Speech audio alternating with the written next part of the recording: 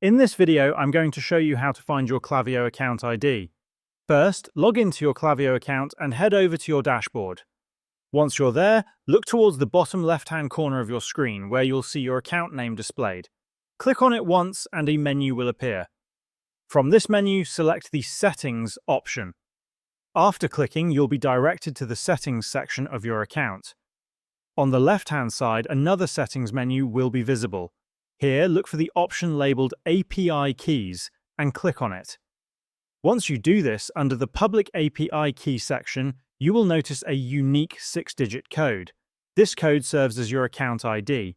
Depending on various integrations or plugins, this code might also be referred to as the account ID, site ID, or public API key.